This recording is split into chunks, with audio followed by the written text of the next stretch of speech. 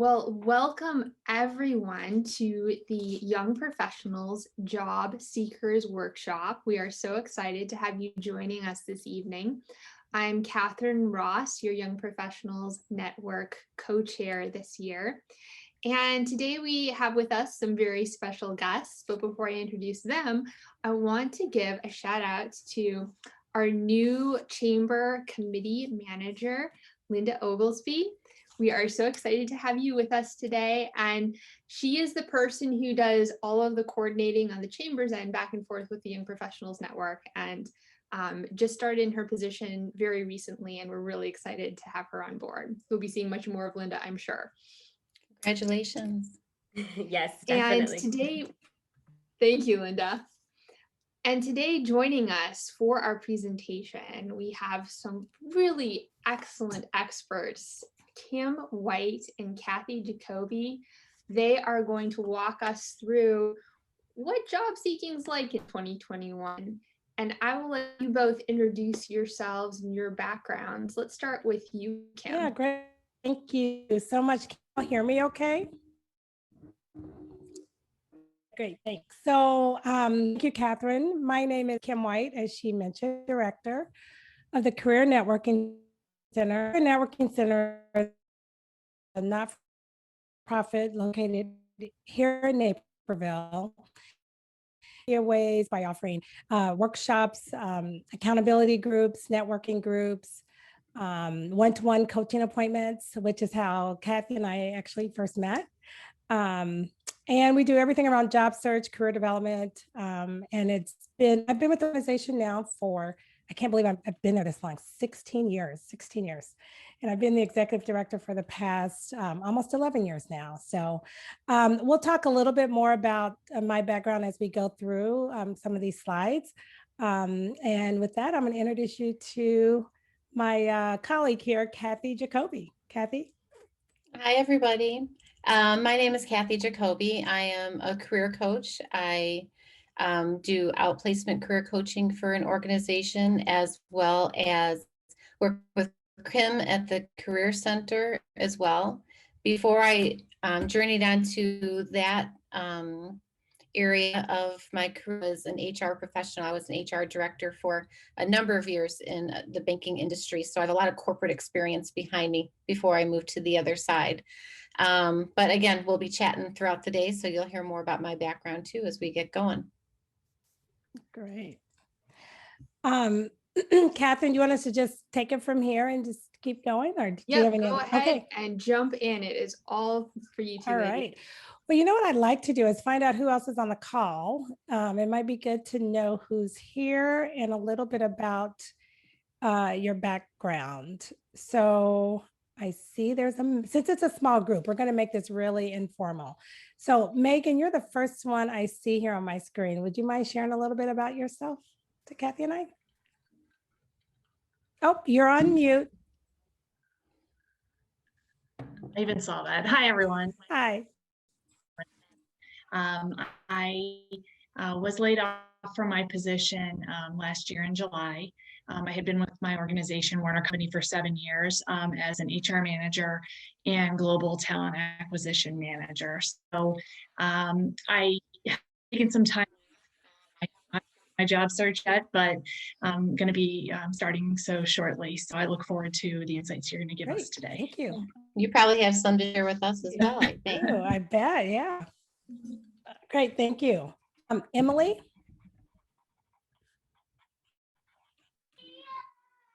Hi, I'm Emily. You might hear children and nursery. We love children, so that's a good thing. That's my life. So I was a children's librarian in Naperville for 5 years, and I just had my second baby in November. Congratulations. Thank you. And now I am trying to find something part-time because I want to keep working and keep connected, but I stopped my full-time job and I'm looking at my options. Great. Okay. Thank you for sharing. And then I see an iPhone. I'm not sure who that is. And that person may not want to share. I'm going to ask them to unmute and see if that helps. Anyone there? It's our Our secret secret caller. caller. All right. So we're going to go ahead and get started. I'm going to share my screen, and what we wanted to start with, give me just a second here, my screen.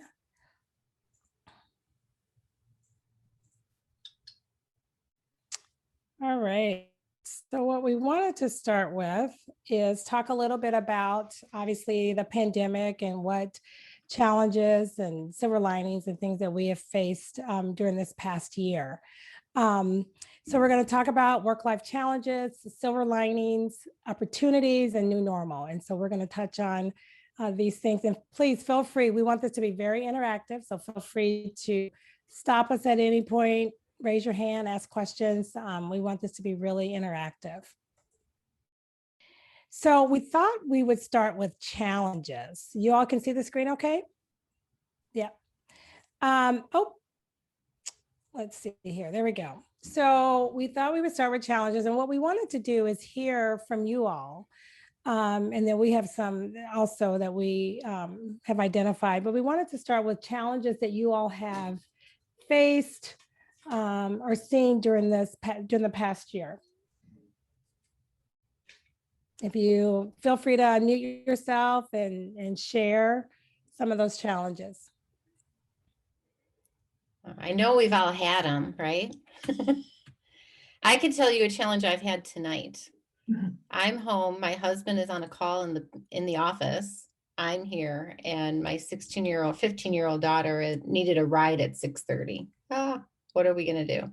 Yeah. So we've had a lot of home challenges here, trying to keep everyone working in their individual spaces, and with all of us being home an awful lot more than we're used to. So I think that's a big challenge this past year that really, I mean, it's both personal and, in work, a work challenge as well. So that's been a challenge that I have seen. And I don't know if you all can relate or not. Yeah, I think some of the things I've seen and I've heard some of our clients say at the center, right, is that similar to what you said, Cathy, there's been this work from home challenge, the work from home challenges, right? So all of a sudden, we didn't, buy houses or build houses to accommodate 2 offices and, kids at home, homeschooling and all of that. So we've had, I know one of the ladies that I work with, I would see her office space, if you will, relocate almost every time we were on the phone. So sometimes or on a Zoom call, sometimes she would be in the living room, sometimes she would be in the bedroom. Sometimes she would start in the bedroom and the kids would run in. So she'd run out of the bedroom and go into another space. So that has been, I know, a huge challenge for a lot of families, to the point where I've noticed how a number of folks are, when you think about what's happened in terms of the housing market and people are buying houses, they're looking at houses that can now accommodate this work from home option, because a lot of companies are not going to open back up, or they're going to have this remote option for work. Yeah. So Megan, I see that you've unmuted. Did you want to share? No, I agree with what Cathy was saying. I know the challenge is my, husband is working from home. I'm obviously not working. We don't have children, but I find there's a lot of days where he doesn't leave the house, and it's just a challenge to kind of, we don't have a big house, so kind of work, coexist in the same space. So. Mm-hmm. And what about other challenges have you guys faced? Right, I know. For me, just as a young mom, and being a young mom in a pandemic has definitely been hard. And I think on the childcare options, and which is part of the reason I decided not to go back. And a lot of daycares were closed for a while, and then ours reopened. But then there was still a lot that we had to work if we wanted to send our kids back to a daycare, and what risk that would expose to people. And that's just, we had a lot of different factors in our decision because we had a new baby in a pandemic. Sure. And you think of Kim and I, we were just looking at some numbers about like the number of people who have lost their jobs over this past year, and women clearly have lost many more jobs than men. And some of that has to have been by a forced choice, right? Mm-hmm. Yeah. other challenges that you guys have noticed this year that you've been battling? Some industries completely just shut down. Yeah. You know, we have some that, yes, you can transition to work from home, some where you have to go into the office. In the case of my husband, a commercial photographer, it went from busy January, busy February to nothing overnight. And I know that's the case for hospitality industries and for travel and leisure.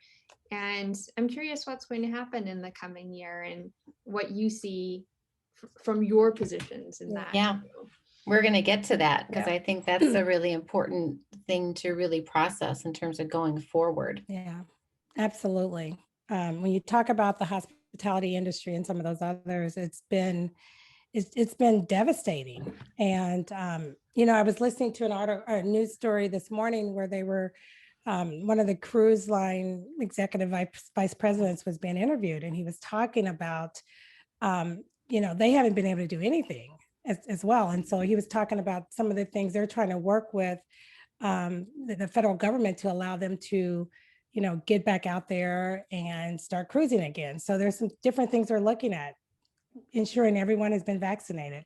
Well, some people don't believe in vaccination. So then what happens there, right? So it's going to be interesting to see how things bounce back. It will be, yeah. But it hasn't been all bad, right? There's been some good silver linings this year. Silver That was a good linings. segue. Silver linings. What have been some silver linings that you guys have seen? I'm happy to share. My children came home. My adult children came home. March 13th, I left the office and told the entire team, we'll be back in a couple weeks. It's just going to be an extended spring break. Go enjoy your families for a couple of weeks and we'll be back. And instead, spring break week, which started, I think, like March 23rd, my kids were both on the East Coast, one in New York and one in DC. And I said, get on a plane and get home because I think this is going to last quite a bit longer than what we thought. And so my daughter is still here. And our son was here until he went to grad school in August. And for me, that's been a silver lining. I've enjoyed having my adult children home. I think other than, you know, this unfortunate pandemic, I don't know that they would have been back home for an extended period of time like this. So that has been a silver lining for our family. Yeah, and I also think there's been some silver linings on the corporate side and the business side, because I think that this past year has forced organizations to really rethink what our job model, our work model looks like in many cases, in many industries, rethink what jobs they need and what they need out of those jobs. A lot of organizations have figured out that, wow, we don't need a big skyscraper to hold all of our employees anymore and pay all that rent. We can do this in a different way. So I think people have found other ways to get the job done, and sometimes better ways to get the job done. And I've seen that in a number of cases. And I actually think that's one thing as we go forward and start talking about job search and, you know, what your next opportunity is going to look like. I really think that's something to really keep an eye on and be in front of, because, you know, it's not interviewing for a job in 2019. Am I thinking? Yeah, 2019 is completely different than interviewing for a job now. Not necessarily because of the interview process, which of course has changed, but also because of what companies are looking for and how, you know, they have to have a lot more trust in you hiring you, knowing that you're going to be sitting in your home, working on your computer in, you know, your bedroom or office or wherever you are, and count on you to do work when you don't actually get to physically see people all the time.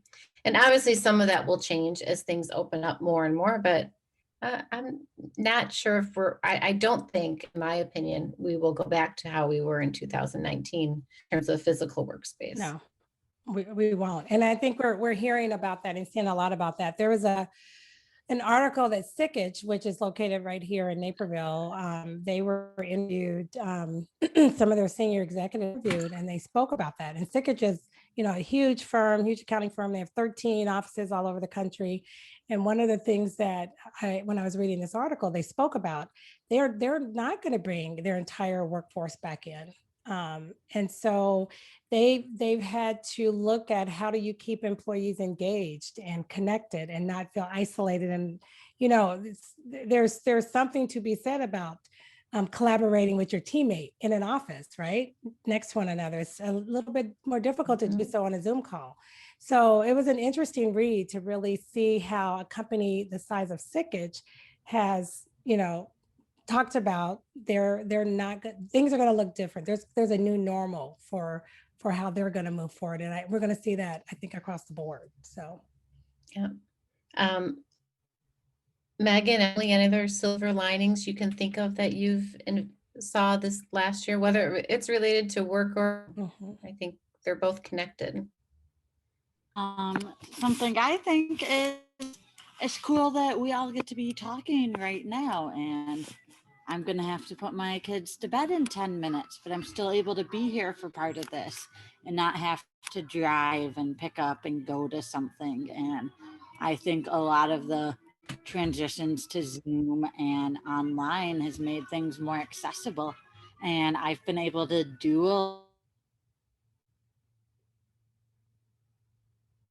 we did a magic show virtually through a performer in New York, and that was really cool. And just different possibilities that you can do. And I go to tons of story times with my kids every day, and I wouldn't get in a car every day and get us to a library. That'd be really hard. So it's kind of cool to see all the creative solutions people are coming up with. Also talking about like hospitality and restaurants. We've seen like kits they can make, and movie theaters renting out the whole theater for small groups, and everybody is getting really creative during this pandemic, and that's really cool to see. Absolutely. Megan, any thoughts, or Catherine, any thoughts on or some more silver linings? Just some of the tools for improving communication virtually. I've always worked virtually with my team in my business, but we've come up with or learned about things like Screencastify, where you're recording your voice and your screen at the same time and sending that to someone. And it's like a more efficient voicemail. Just that idea of standing over someone's shoulder and actually pointing at something. It's kind of the equivalent of that, and it's a digital equivalent of that, which saves you from writing a 45-minute email. So things like that have really been nice. You have to share more about that. I've not heard of that. It's a free app. It's called Screencastify, and that's probably at the top of my list for random life-changing things when it comes to giving feedback. If it's visual feedback, I work in a visual medium as a marketing design person, and I've loved that for giving visual feedback. So was that in existence before the pandemic, do you know, or is that something that they had created since? It was? Yeah. I think it was, yeah. Okay. Interesting. Anything else? All right. All right, so let's talk about this go forward. That's why we came here today, to kind of understand how job search has changed and what that will mean for you. What the companies are looking for, some things that are different, but also you're looking for some things that are different, probably based on this last year. So kind of starting with the job search, I think, start at square one. Job search has become much more digital. Obviously, this past year, I have known countless people who have been interviewed via Zoom and hired via Zoom. And the first time they've walked into the office or the plant or wherever they worked was their first day of work. Like they'd never physically met or saw their workspace until after they started working in that job, which would have been crazy to me in 2019 that would have happened. And now it's the new normal. That's how interviewing happens these days. You don't meet people face to face. You don't fly people across the country to meet them for interviews. You can do it all with the same technology that we're using today. And so that's been, I think, and I'm sure Megan, you can attest to this. That has really kind of changed how HR does their function, how hiring managers do theirs. I remember trying to schedule interviews with executives when I was in the corporate environment, and it would take weeks to get them to be all in the office at the same time to schedule an interview. And now it doesn't have to be done that way, because it's just done like this, and that's okay. where before people would never have allowed it. So that's, I think, one way where job search has changed. Can you guys think of any other ways that you think job search has changed for the good or bad or indifferent? No. Oh, I can keep going. Yeah, keep going, Cathy. I'll add. I think the other way job search has changed, it's become much more important to network. We always used to say that networking was how you're going to find your job, right? 80% of all folks find their jobs through some sort of networking, and that's how you're going to find your job. Well, imagine hiring someone that you've never met face to face. There has to be a lot of trust that happens through that Zoom call to allow that to happen. So networking has even become more important than it was 2 years ago. Any kind of referral you can get to hire someone, hiring managers are all over that because they don't have the opportunity to spend as much time with you through the interview process as they had before. And with, budgets tight and people trying this past year to figure out, how to save their businesses or how to kind of get through this next year financially, hiring has been a lot tighter too. So those two things combined, I think, has made networking much more important because, shoot, if it was 80% 2 years ago, I don't have any recent stats, but my guess is probably about 90% now. Yeah, absolutely. It is so important to network. I will say this, at the center, we have seen a number of our clients who have landed. I think when we first went into this, entered into this new world, and we saw all of the job loss that happened at the very beginning. As the director, I mean, I was really worried. I knew our numbers were going to be sky high. I knew we were going to see a lot of people coming to the center, and I was really concerned about how long people would be unemployed. And I will tell you, while there's still a process that you go through, obviously, during this job search, in terms of how long it takes to land, and there's some algorithms people look at.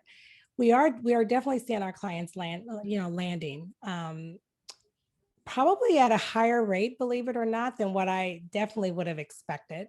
And even higher than we have seen probably in the recent, the more recent 2 years prior to entering into 2020. So it's been interesting to see how that has unfolded. The other thing I would say, just around the networking piece that Cathy spoke about, is companies. I think it's easier to connect with employers now on LinkedIn because everybody's just sitting in front of this, computer, right? We're all sitting in front of the computers, and so it's much easier to connect with potential, hiring managers because of that. So I think using any type of social media, especially LinkedIn and those things to network it's really important, especially during this time. Yeah. And networking, the way you network has changed as well. And I think it's been easier, as Kim mentioned, to network for a number of reasons. One, folks are at their computer, but two, people aren't expecting you to meet for lunch or meet for coffee or what have you. It's really just about, let's pick up the phone. God, if someone picks up the phone and calls me, I am so thrilled not to get a text or an email. Having that connection. Yeah. Can you guys hear me? Because my computer's doing something funny. We can. Hold on. Can you hear us? Cathy? Can you guys hear me okay? We can. Okay. My Siri goes off on my computer and it starts talking to me, and then I don't know if you guys can hear me. So anyway, so I think how you network matters too. I was just actually working with my niece yesterday, and she's looking for a marketing intern job. And I'm like, well, Sam, I'm like, you've got to talk to people. She's like, I don't want to talk to people. Can't I just text them or email them? And I'm like, no, you have to pick up the phone. If someone picks up the phone and makes the effort to call you versus send you a quick text, like while they're like running out the door, it means something. Yeah. So the way you network and the way you create your value proposition, like what is important to you, and kind of start to show people what your brand is, really kind of starts with how you first introduce yourself to them. Any questions so far or comments? All right. The other thing, another way to, I think that has, going forward in terms of your job search is you don't have to just look for jobs here in the Chicagoland area. There are so many companies, as we spoke about earlier, that are remote and offering work from home options, that you can work for a company in DC and still live here in wherever it is that you live in this area. So that's been really good. I'll share a story. Our daughter was working for a PR firm in DC when she came back home on March 23rd. And in mid-July, she was on a Zoom call for work with some other folks and doing they were doing a panel discussion. And after this call, she received an email from someone who wanted to talk to her about a potential opportunity that she wasn't even looking for. And the job happens to be in their home office is in Boston, but they do have some folks who work from home in DC. Long story short, she ended up going through the process and getting this position. Again, home office in Boston. She's going to move back to DC as soon as she's able to. And that would have never happened outside of this, new world that we're in terms of that, nor would she have ever looked for an opportunity in Boston. That's not something she would have ever considered. So I think job searches nowadays, you can look in different areas. So many companies are going to be offering, WFH is what I like to shorten that as, WFH options moving forward. So don't limit your job search just to Chicagoland area.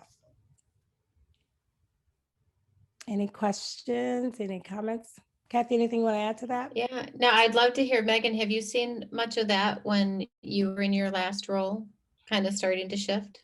Not for my particular organization. No, unfortunately, they were very big on collaboration. We had just built a new headquarters location as well too. So we had a big office space to fill. I did not, but I do agree that I think there's going to be a big shift moving forward, which I think is really positive. I know, my husband certainly has seen a better work-life balance, being able to work from home, and hopefully having potentially a hybrid model going forward when he goes back to the office and being at home part-time or even full-time. Yeah, one of the things that I think I've spent a lot of time talking to my clients about is the skills that they have, and being able to figure out what skills organizations are looking for, and being able to communicate that they have those skills in the interview process. And I'm talking about the skills that maybe weren't necessarily job requirements before, but now with these different types of models that we're looking at, they might be now.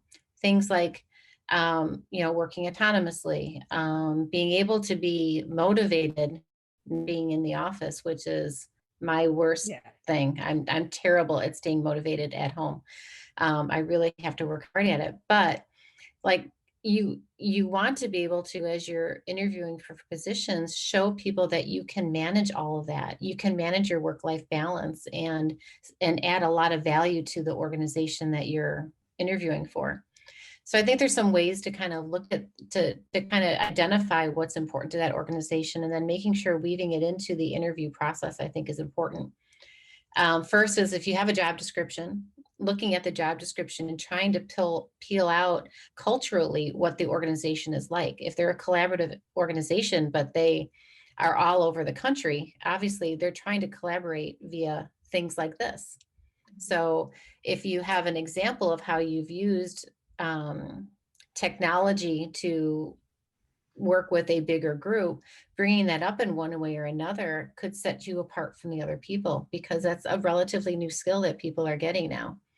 And also making sure that employers know, if it is a home-based type of job, sharing how you're going to stay motivated and how you're going to structure your day to make sure that they know that they're getting what they need out of you, as well as they're giving you what you need out of the relationship as well.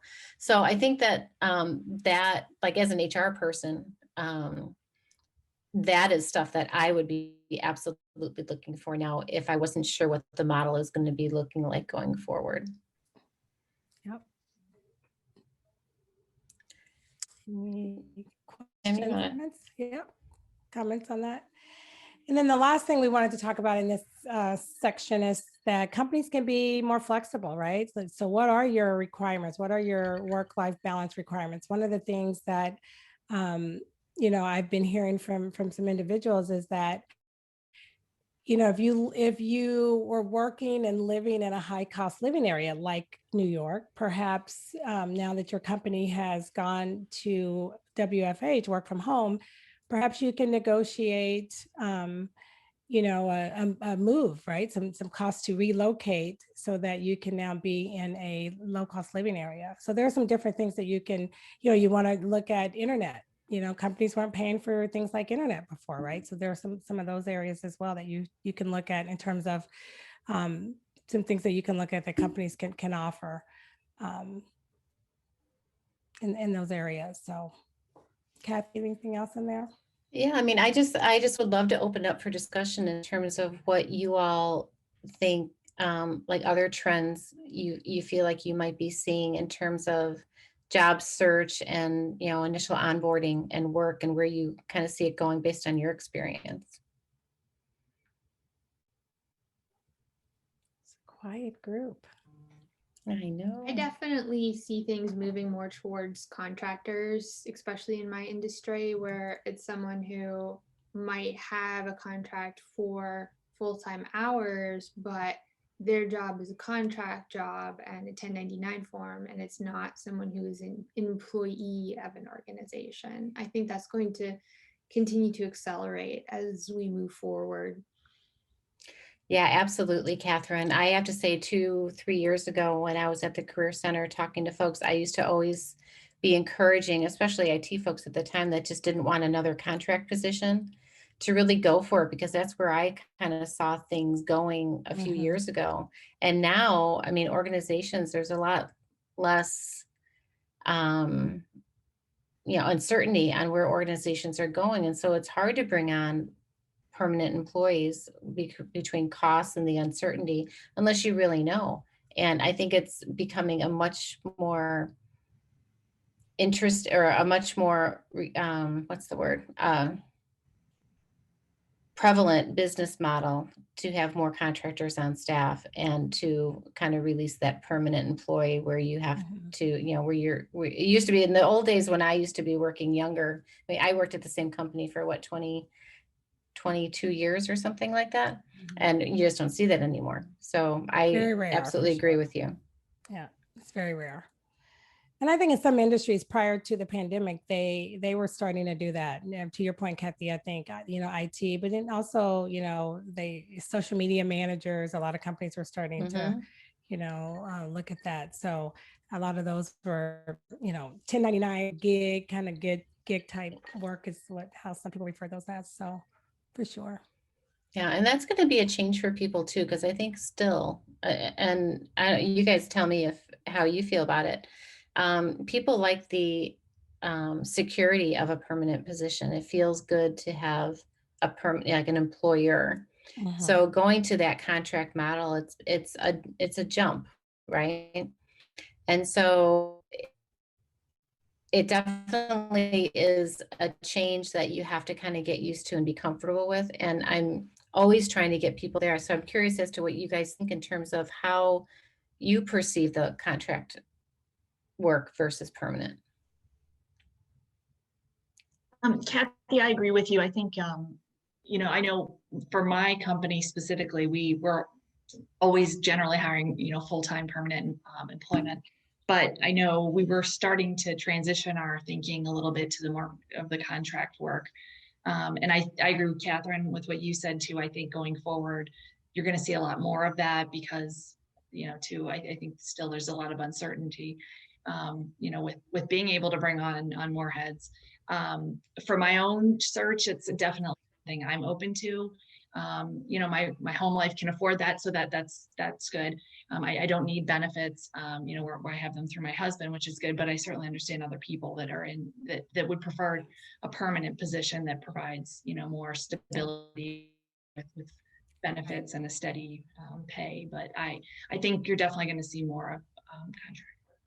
And Megan, when you Yeah, said that for your sure. company was starting to go towards that, was that prior to the pandemic, or was that kind of at the Yes. start? They were, yeah. Yes, yeah. So 2019, we had some new leadership, and they really wanted us to start to look at that specifically for our technology positions, a lot of IT, also some of the finance positions too that we were looking at hiring contract. Mhm. Yeah, I think some industries more so than others, it definitely, is a kind of more of a trend to do that. So, Yeah. All right,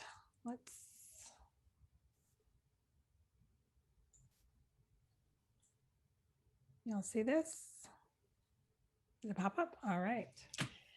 Yeah, so we kind of started talking about a lot of this already, but kind of talking about the new normal and what it means to you in your job search and in your professional environment. I kind of start with, well, I'll let Kim, you talk about brand because you do it so well. You know what? I will do that. You're the brand master. You know what? Let's talk about like your story and all of that, and then we'll come back to brand because that kind of encompasses everything here, right? So, but yeah, no, I mean, no, I'm happy to start with that. So your brand, I mean, obviously you are who you are, your brand. So I tell people that. I was just talking about this earlier today on a call. You know, when you think about, your personal brand and then your professional brand, they really should be in sync, right? They should align. There should be some alignment there. But you and you alone, you create your brand, you control your brand, you put out there what it is that you want people to, how you want people to identify you, right? So it's really, it's who you are, it's how you're going to get noticed, it's how you excel, if you will, from a working standpoint. But you have to, take this thing and make sure that it is something that you can create and control. So when you're talking about, through your resume, it needs to be consistent with what perhaps is on your LinkedIn. It shouldn't be two different things that are out there, right?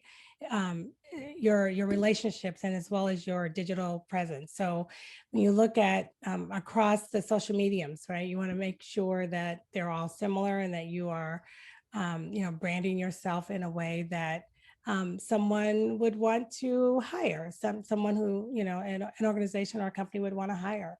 So it's really very important to make sure that your brand is up to par, if you will. So. Yeah, and I'll jump in there with digital presence, and I'm sure I don't have to tell this, especially to our HR person here, but the digital presence is really important. There is not one employer who is not just looking you up on LinkedIn, but they're looking you up on Facebook or Twitter or whatever other platforms there are. They're Googling your name. They want to know who they're hiring. They don't want any surprises once you're in the door. Now, they won't tell you they're doing it, so you'll never know, never be the wiser. Right. But, this is the thing. So on Facebook, if I politically feel one way about topics and the person who's interviewing me feels something else, and I've been very vocal in a not a nice way on Facebook about my feelings, guess what?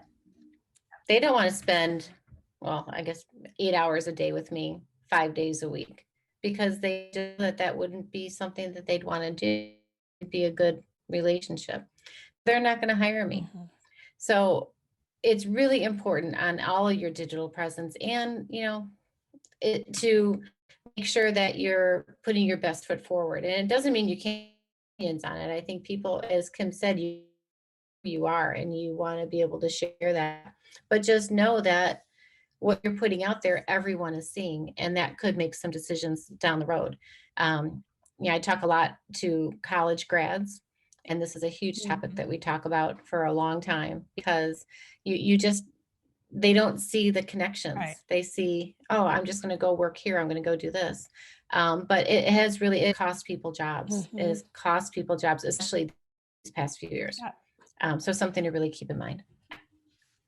Yeah, it is so critically important to make sure that you're staying on top of all of that.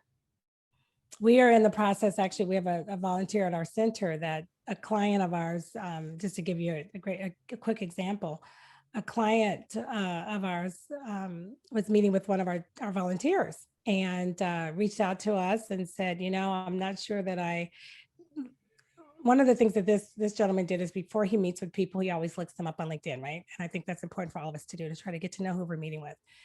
Look this person up on LinkedIn, and his LinkedIn shows that he is connected with us as a volunteer. And as he just kind of perused through a couple of, his LinkedIn, things, he did not like what he saw. And so he reached out to us and asked us to cancel his appointment. So he had not even met with a volunteer at this point, but asked to cancel his appointment and then wanted to speak with me. And I will tell you, within, probably 2 minutes of going through this volunteer's LinkedIn, it was a no-brainer that we were going to have to let this volunteer go. So, and it was very, political. I wouldn't even say political. It was some political stuff, but it was, it was just really bad. So, at any rate, Cathy said, they're not even going to hire you if they see it. But I will also tell you that once you've been hired and you might think you're safe and secure, if there are things obviously that are happening on your social media, you can still be let go. So the interesting thing about this volunteer is he is a very recently retired HR director. And that was shocking to me that I'm assuming he wasn't doing this prior to retirement, and he retired about 3 or 4 months ago. I honestly, I didn't go that far into his LinkedIn because literally you could see it within the first few postings that it was not someone that we wanted to be attached to. So that is his brand. That's what he's put out there, right? And you have to own that, whatever that is. So, yeah. Megan, so we kind of, I think Megan was going to say. No, something. it's surprising. Yeah. Never ceased to surprise me. And you say use your best judgment. Well, that means a lot of different things to different people. I think that's the point. I think that means a lot of different things to a lot of different people. So it's really about like when you're, it's really important to find a good fit for yourself too when you're looking for a job, because, another organization may have loved everything they saw on that LinkedIn profile and invited them in, but it wasn't something that, the Career Center, in terms of being a service for all in the community, it did not make sense for them to do that. And, and I will just say, I think we always make assumptions that it's our younger generation that's doing things. And this guy is probably mid-60s, I would venture to guess, and felt very comfortable on LinkedIn. And when I talked to him about it, his response to me was, well, I'm not going to apologize or, for who I am and my beliefs and my leanings. I said, I don't expect you to. I don't want you to. I mean, we live in a country where you can do those things. It's just can't be connected to us, right? So, yeah. All right, so obviously digital presence is important. And then kind of as we're kind of rounding out this slide, creativity, we talked a little bit about this earlier, but jobs are starting to look different. And if you can get ahead of what those jobs are going to look like in your industry and be that person who can solve the problems of tomorrow for those organizations, you're going to make yourself that much more valuable. Mm-hmm. So I really think that like now there's a huge opportunity for people to kind of reinvent themselves, reinvent what they've wanted to do, take their skills and figure out how they can transfer it to this new normal, and kind of make it exciting. Like, I know I've, worked on and off for a lot of years, and actually this new normal for me right now, like I am loving the amount of flexibility I can have and the creativity I can use and the ability to reach out to people all around the country which I may not have had that opportunity a few years ago. So I'm thrilled about that. I've been able to find that niche. I think everyone can find that. It's just kind of looking and seeing where you can add the most value, and then showing that to, your future employers or your current employer as you're moving, up the ladder, so to Yep. speak. Any questions around that or comments? No. You are getting, they're so quiet. We I know, really we had a new expected this to joiner though, be very- Joyce. Yeah, hi Joyce. We expected this to be more interactive. We thought it would because it was a smaller group. Oh, hi everyone. Good evening. Hi Sorry. Joyce. Hi, Joyce. Thank you for having me. Yeah, sorry I was late. I was trying to get on, but cut up with the call. No worries. So when we think, Cathy, I just wanted to share just a couple things about creativity piece. When you think about, how jobs look different, we were, I was on and we saw this with the chamber, right? So no one would have thought that we could do things, around music, if you will, in this space, right? But the chamber just put on this fabulous fundraiser, and they had all of the musical stuff going on. It was really nice. But I actually was speaking to this opera singer who is local, and she is singing opera via Zoom all over the country. And it was something she would have never even remotely thought about doing. And she's, being hired to go in and do these things. And it's been pretty lucrative for her in this virtual environment. And so it was one thing she, was laying in bed one night early on in the pandemic, and it's something she's always done. She's always, obviously this is her job. And she was like, what am I going to do? I can't go to, the studio and perform and do all these things.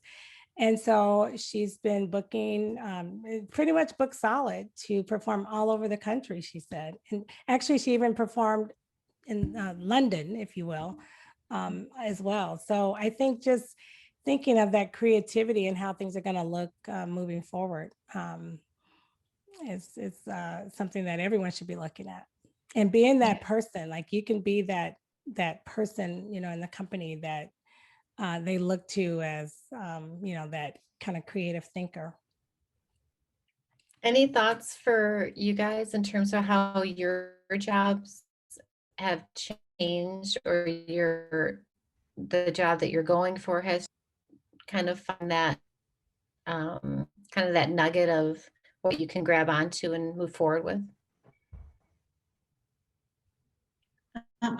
For myself prior, because I before I was laid off, I was working, during the pandemic, during the initial lockdown. And one of the things that I had sort of been challenged with and was trying to help the organization with was trying to make sure that we were creative as an organization and connecting people with different activities and things that, happy hours, you hear of all the different, pet picture contests, things like that, just trying to really engage people creatively, I think, through the organization. So that was one of the things that I was focused on, and able to, I think I'll be able to take that example and demonstrate that as I look, for new opportunities that I can bring this to the organization. Mm-hmm. Oh, for sure. Megan, I actually think that's going to be a new business, because as organization, I was actually, who was I talking to the other day? I was talking to someone the other day, and I was like, it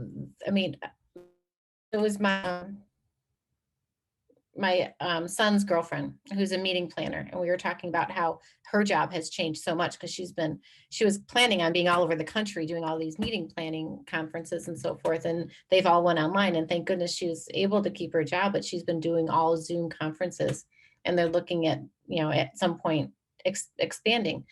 But I'm like, gosh, this is keeping people together when you can't have a management team conference, or you can't have an industry specific conference.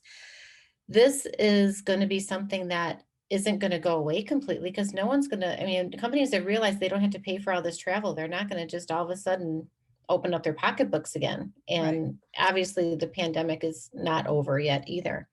But having, I bet within the next 6 to 8 months, we'll see job titles that say team, I don't know what you would call it even, but the job description would be team engagement officer or something like that. And all their whole job is to keep their organization together while they're remote, and finding ways for hiring, for managers to be able to do that with their teams, and providing training to managers on how to do it. Yeah. Maybe I should start another business. Yeah, I think those jobs are out there. I agree. I think they're out there. Yeah. Yeah, for sure. You're going to see that. Well, in these last few minutes, ladies, that we have left, what are some of your final parting thoughts on this job hunting in the new normal, and what would you like to leave us with?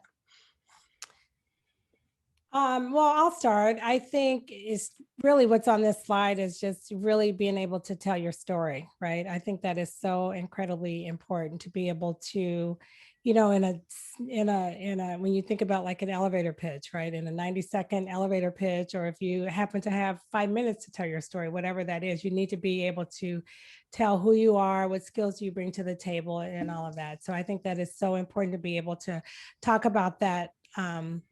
You know, in this, well, prior to this new normal, but also in this new normal, right? And then being able to really relate to, or share with a potential employer that you know you are someone that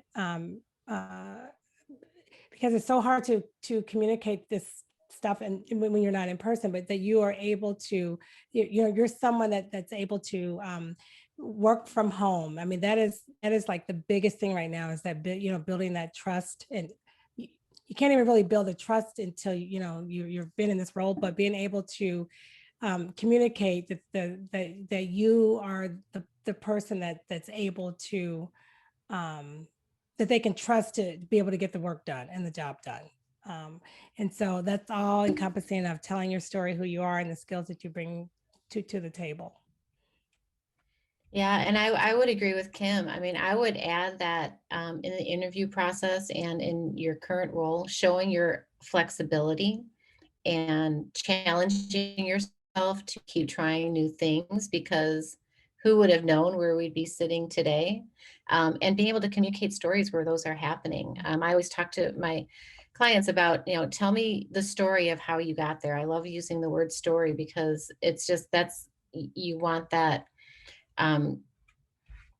You want to be able to connect with that person over the network, I guess, in a personal way. And interviewing is, you know, by the time you get an interview, you've already had the basic qualifications for the job. But when you're interviewing, they're confirming those, but it's really about how you connect with that person, and that relationship that you can build. And so skills like this, zooming in and communicating with each other, and that all makes a difference. And I'm excited about where jobs are going. I think that this past year was a kick in the pants for a lot of industries, and that really stunk. But it also has given a lot of opportunity for things to be rethought through in terms of what jobs are and what they can be. And so I'm excited for that, especially when it comes to women in the workforce. So I think there's a lot of good things coming ahead. Yeah. Yeah, I mean, I think the pandemic, obviously, especially as it relates to women, and we spoke about this at the beginning, women were, you know, more so affected during this time than men have been, just because kind of that forced decision to take off because of, you know, family, you know, commitments and things of that nature. But I also think it's something that we can use it to our advantage moving forward, right? Because there is this opportunity to work from home, so you can continue, you know, you don't have to make that decision to leave your job, because now you can look at opportunities or ways that you can, communicate to the employer that how you can do this and still work from home and do it. So I hope that, we see women, especially women, bounce back after this. It's always something, in terms of women in the workforce. We always are. It feels like we're taking 3 steps forward and then we take steps backwards. But I think we can look at this new normal as something that we can, choose to thrive in. I would hope. And one of the great opportunities for the women in this group, I'd like to give a plug for the Young Professionals Network. If you haven't already, sign up to receive our email updates, and I just put the link in the chat. And also join the Facebook group. Those are great places that will keep you up to date on opportunities to network, and we'll be returning to in-person networking soon. So that is another opportunity out there too. This is great. And so young professionals, how young do you have to be, Catherine? We are open to young professionals emerging in their careers young at heart. I think I get the newsletter now, but I'm just gonna add my email in there just to make sure I'm getting that. So Excellent. We have a State of the Workforce event for young professionals coming up in May, and then still in April we have a food drive on April 22nd, tied in with the Chamber's Volunteer Week. So lots of good things coming.